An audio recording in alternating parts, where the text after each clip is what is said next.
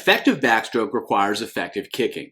And unlike freestyle, most backstrokers will choose to use the same kick timing. With effective kick timing, the whole stroke works better. Hi everyone, Andrew here, helping you help your swimmers get faster. Kick timing is important in every stroke because it helps synchronize all the different movements and it provides swimmers with a sense of rhythm. In backstroke, there's almost always 6 kicks per stroke cycle, and those kicks are performed at certain times in the stroke to provide as much fluidity and speed as possible. The kick timing is not only important for synchronizing the arms and the legs, it's also important for synchronizing the arms themselves. As we'll see, 2 of the 6 kicks occur at very specific points within the stroke cycle, and both arms need to be in very specific positions, which is critical for the overall arm timing. So let's check out exactly what that timing looks like.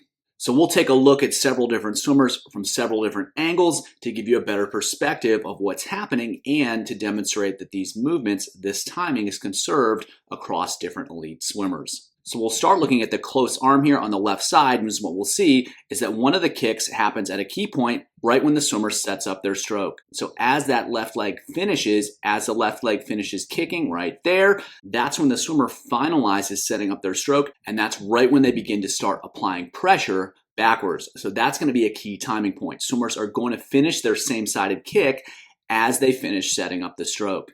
And then the next kick is going to happen as the swimmer finishes the stroke. So right as the left leg finishes kicking, right about there, a little bit difficult to see with the angle, but you can see that the foot is moving up, and right there, that's when the left hand finishes and the arm is completely straight. So when the left leg finishes kicking, the left hand is going to finish the pull.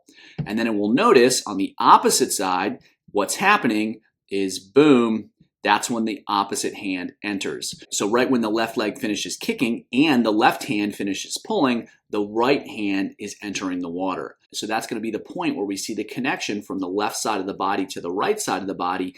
That kick is synchronizing the finish of the pull on one side and then the entry of the opposite arm on the other side. So again, as we'll go through here, we'll see the same thing on the left side. Boom. We're finishing the kick right as the left hand finishes the setup of the stroke. And you can see right there, there's that toe flip at the end of the kick, and we're right at the finish of the catch. He's ready to pull, and then he starts pulling there, and then boom, at the end of the pull, that's where we see the left leg kick all the way, and then we see the right hand enter. So 3 really critical points there is that the left leg is finishing the kick as the left hand sets up the catch. And then the left leg is kicking again. The next kick on that side is going to happen like we see here when the left hand finishes the pull. And of course, the timing of backstroke, the rotational timing of backstroke is so important. So when the left hand finishes, that's when the body is going to finish the rotation. And then on the opposite side, the right hand is entering on that rotated position at the exact same time. And so the kick is linking those 2 movements together. And then the third kick is going to happen right there when the arm is straight up overhead. One final connection to observe is that after the swimmer finishes setting up the stroke, they finish the left leg kick, they're going to start pulling here, and as they pull, they're going to kick with the opposite leg on the opposite side. So right there, you can see pulling through, and then the right leg is kicking, the right leg's coming all the way up, and that's occurring during the meat of the pull. And then once swimmers start to transition to the finish of the stroke, that's when the same side leg is going to kick. So those kicks are all synchronized to key points in the stroke cycle, and that timing is conserved across almost all elite swimmers. So while swimmers are most definitely executing a 6-beat kick, the timing of those kicks is also really, really important as well. So we'll watch another swimmer here, and as we see, finishing the catch on the right side, finishing the kick on the right side. And now as they pull through into the finish, there's the finish on the right side, the kick on the right side, and then we see the opposite arm, the left arm is entering the water at that time. And then we'll see the kick there as she recovers on the right side and then getting back into it. And again, same thing, kicking as she sets up the catch. And then as she pulls, we can see the left leg kick through there. So the opposite leg is kicking during the pull itself and then transitioning to the same side kick as she finishes. And again, connecting that opposite arm entry with the kick on the right side. So different swimmer, same exact timing, using the same 6-beat kick timing, because ultimately that is what's going to be most effective for the vast majority of swimmers. Now, if we watch the left side, she's entered here. You can see the left leg bends there. She sets up the stroke. The left leg kicks, kind of disappears behind the right leg. And then as she pulls through, there goes the right leg kick, and then you can see the left leg kick is getting ready to go, and then boom, that happens. The left leg kicks, the left hand finishes, the right arm enters. So same timing, same skill set, and those are ultimately the points we're looking for when evaluating whether a swimmer is executing an effective 6-beat kick in backstroke. If the timing is completely off, they may be using a 6-beat kick, but it's probably not one that's ultimately going to help them swim as fast as possible.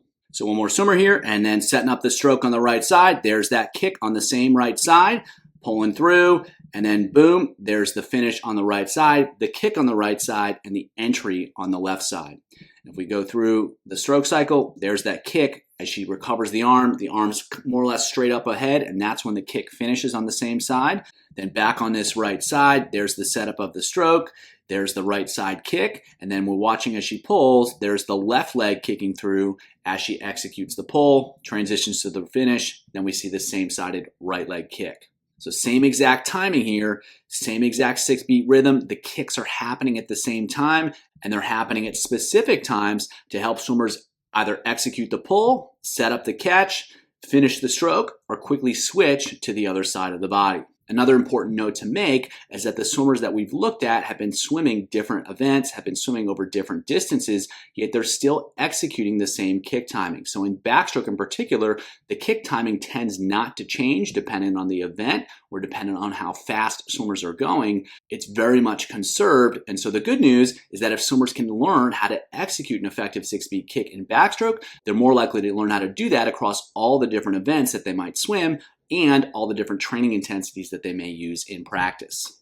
So while kick timing can seem really complicated, fortunately the finishes of the kick tend to happen at discrete transitions within the stroke itself. So we have a kick happening on the same side when swimmers set up the stroke. We have a kick happening on the opposite side when they execute most of the pull. There's a same side kick when they finish the stroke, and now swimmers are back to the other side, and that entry is typically paired or very closely paired with the opposite leg kick. Then we're on the other side. They're kicking with the same side leg when they set up the stroke. Then they're kicking with the opposite side leg when they're pulling. And then again, kicking with the same side leg as they finish. So while it can seem like there's a lot going on, it can seem that the legs are just moving almost randomly, there is a rhyme and a reason. And once you can see it, it becomes a lot easier to evaluate whether your swimmers are executing effective 6-beat kicks or not. If you want to learn more about how to develop a great kick in backstroke, check out the video below.